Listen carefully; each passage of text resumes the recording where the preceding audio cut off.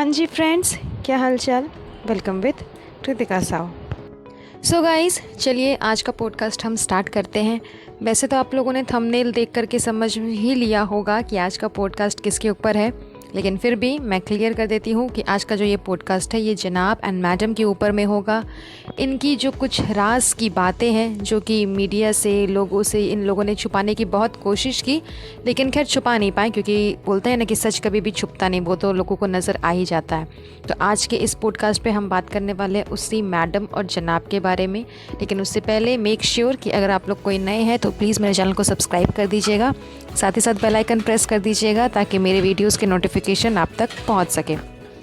तो गाइस, मैं ना जनाब और मैडम का पुराना इंटरव्यू देख रही थी। मतलब काफ़ी पुराना हो चुका है ये इंटरव्यू इनका, ऐसे ही इंटरव्यू आया हुआ था। तो मैं वो इंटरव्यू देख रही थी, तो उस इंटरव्यू के क्लिप में मुझे जनाब का एक सच सामने आया। जनाब के मुंह से बाय मिस्टेक वो सच रिवील हो गया जो कि उन लोगों ने कोशिश की थी छुपाने की। तो वो सच क्या था कि जनाब अपने इंटरव्यू में बोल रहे थे कि मेरा जो दिल है वो दीपिका के ऊपर 5 साल पहले ही आ गया था। 5 साल पहले मतलब इनकी शादी हो चुकी थी। अभी जिस समय का ये इंटरव्यू था उस समय जनाब और मैडम की शादी हो चुकी थी। तो उस समय जनाब इंटरव्यू दे रहे थे कि खैर मेरा दिल तो दीपिका के ऊपर 5 साल पहले से ही आ चुका था। तो आप ये अनुमान लगा लो कि 5 साल पहले मैडम साहिबा शादीशुदा थी ऑलरेडी। तो शादीशुदा होने के बावजूद ये एक्स्ट्रा मैरिटल अफेयर चला रही थी जनाब के साथ में, यानी कि अपने फ्यूचर हस्बैंड के साथ में। क्योंकि सबको पता है कि दीपिका मैडम ने 2011 में रौनक सैमसन से शादी की थी, जो रिश्ता उनका लगभग 2015 तक चला। उसके बाद 2015 में उन लोगों का डिवोर्स हो गया और जनाब से उसने शादी की 2018 में। तो 2018 से पहले के 5 साल, यानी कि पहले के 5 साल आप कैलकुलेट कर लो, तो 2013-14 के अप्रॉक्स में जनाब का दिल मैडम के ऊपर आ गया था उस समय, जबकि वो ऑलरेडी एक मैरिज में थी। तो ये बात जनाब के मुंह से बाय मिस्टेक निकल गई, क्योंकि उनको तो खैर ये बात छुपानी थी। इनका तो कहना है कि हम इसका डिवोर्स हो गया, उसके बाद बेचारी मैडम की ज़िंदगी में बहुत खालीपन आ गया तो जनाब ने आकर के उसे भर दिया, तब जा कर के दोनों ने शादी करने का फ़ैसला किया। जबकि ऐसी कोई बात नहीं है। बीच में ये बातें हाईलाइटेड हुई थी कि मैडम साहिबा जो है दीपिका मैडम, उसने डिवोर्स सिर्फ़ और सिर्फ जनाब के चलते ही लिया। उसने जितने भी इल्ज़ाम लगाए, जो कुछ भी बोला अपने फर्स्ट हस्बैंड, अपने एक्स हस्बैंड रौनक सैमसन के बारे में, वो सब का सब झूठ था। क्योंकि उसे सिर्फ़ और सिर्फ मतलब था पैसे से, जो कि रौनक सैमसन के पास में उसे मिल नहीं रही थी। वो उसने जो ससुराल सिमर का शो किया था वो भी रौनक सैमसन ने उसे दिलवाया था। जिस शो में उसे अच्छे खासे पैसे मिल रहे थे, वो वहाँ से फेमस भी हो रही थी, और फेमस होते के साथ साथ वहाँ जनाब से उसका पैचअप हो गया, और तब उसका अट्रैक्शन जनाब की तरफ ज़्यादा बढ़ गया। और तभी से उसने दिमाग लगाया कि मुझे अब इस रईस के घर पर जाना है। तो उसने सारा ब्लेम डाल दिया अपने फर्स्ट हस्बैंड के ऊपर में कि मेरे साथ में बदमाशी करता है, ये वो जितना भी ब्लेम डालना था, और वो सारे ब्लेम डाल करके वो आ गई यहाँ अपने जनाब के पास, क्योंकि सिर्फ और सिर्फ पैसे से इसे मतलब है। इसने अपने काफ़ी इंटरव्यू में कहा है कि मुझे शुरू से लग्जरियस लाइफ जीने का शौक़ था। मैं शुरू से चाहती थी कि मेरा भी एक लग्जरियस लाइफ हो, लग्जरियस हाउस हो, मैं बहुत अच्छे से जीऊँ। तो ये सपना पूरा करने के चक्कर में ही इसने अपने फर्स्ट हस्बैंड को छोड़ा और आकर के दूसरे से शादी कर ली, और वो भी अपने कास्ट को चेंज करके।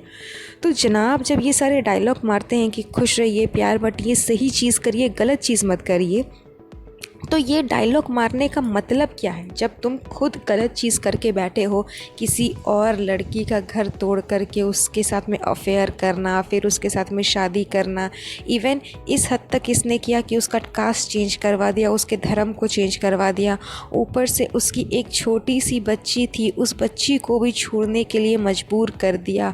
उस बच्ची को भी मैडम साहिबा छोड़ करके आ गई, सब कुछ त्याग करके, अपने बच्चे को छोड़ करके, पति को छोड़ करके, घर परिवार सबको छोड़ करके आ गई इस जनाब के पीछे पीछे दुम हिलाते हुए कि मुझे इसके साथ में रहना है। तो तुमने एक बच्ची के साथ में गलत किया, उससे, उसकी माँ से अलग किया।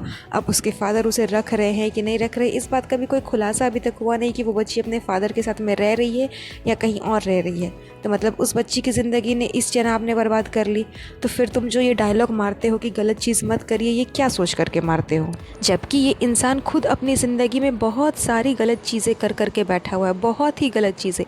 अगर आप गिनवाने बैठोगे तो गिनती ख़त्म हो जाएगी, लेकिन इसकी गलतियाँ ख़त्म नहीं होगी।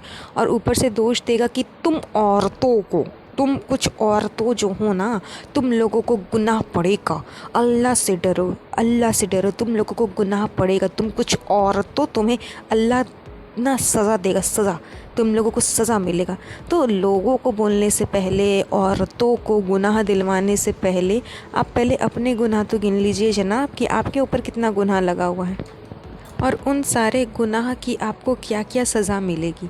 और इतना सब कुछ जानने के बावजूद, सब कुछ मालूम होने के बावजूद ऐसा नहीं है कि लोगों को पता नहीं है, काफ़ी लोगों को पता है इस बारे में, क्योंकि ये चीज़ें बहुत बार हाईलाइटेड हो गई है, बहुत सारे न्यूज़ चैनल पे भी आया है और बहुत सारे मीडिया वालों ने भी इस चीज़ को रिकवर किया है और दिखाया भी है।